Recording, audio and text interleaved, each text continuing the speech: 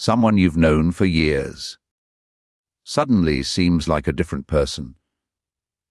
Maybe they used to be quiet, and now they speak up without hesitation. Maybe they used to chase everyone's approval, and now they don't seem to care as much. Maybe they used to tolerate things they no longer tolerate at all. And you find yourself wondering, what actually happened? What makes a person change? Not the surface-level stuff, like a new haircut or a new job, but the deeper kind of change in how someone thinks, reacts, and shows up in the world. Today, we're going to look at why people really change, and why, for most people, change doesn't happen the way we assume it does. Let's start by clearing up a common myth. Most people don't change because they suddenly decide to. Change is often talked about like a choice. You make one day, I've decided to be different now. But in reality, that's rarely how it actually works. More often, change happens as a positive response, a response to pain, to exhaustion, to something that finally became too heavy to keep carrying the same way. This is why people often say things like, I didn't want to change, I had to. Real change is frequently less about inspiration and more about necessity.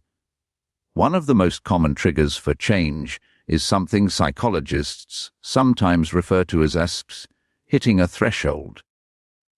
A point where the cost of staying the same finally outweighs the fear of doing something different. For a long time, staying the same feels safer, even when it's not working. Familiar patterns, even painful ones, feel predictable, and predictability, to the brain, often feels safer than uncertainty. But eventually, for some people, the pain of staying the same builds up so much that even uncertainty starts to feel better than continuing exactly as they were. That's usually the real starting point of change. Not motivation, but reaching a point where the old way finally becomes unbearable. Here's something else worth understanding. Change is rarely one single moment, even when it looks that way from the outside. What often looks like a sudden shift, someone finally setting a boundary, finally leaving a situation, finally speaking up, is usually the visible result of many smaller moments that built up quietly long before that moment happened. Small realizations, small disappointments, small moments of, I don't want to feel this way anymore. These accumulate, often invisibly, until they eventually reach the surface. So when someone changes, suddenly, it's rarely actually sudden. It's simply the moment where an internal shift became visible externally. There's another important piece to why people change. Of new environments create new versions of people. Who you are isn't fixed. A significant amount of behavior is shaped by the environment someone is in, the people around them, the expectations placed on them, what feels safe or unsafe in that specific context. This is why someone can seem completely different after leaving a stressful relationship, a difficult job, or an unhealthy environment.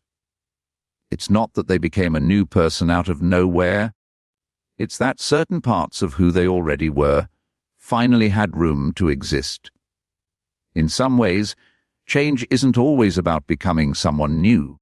Sometimes it's about ease, finally being able to show the version of yourself that circumstances didn't previously allow.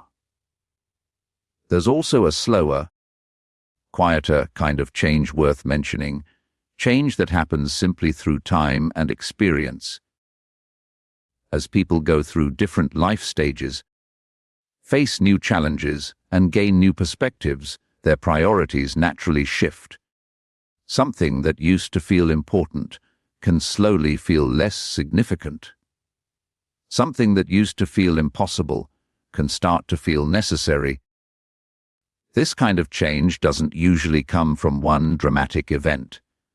It comes from the quiet accumulation of lived experience, reshaping what someone values and how they respond to the world. Now, here's something worth being honest about. Not all change is permanent, and not all change is deep. Sometimes change is circumstantial.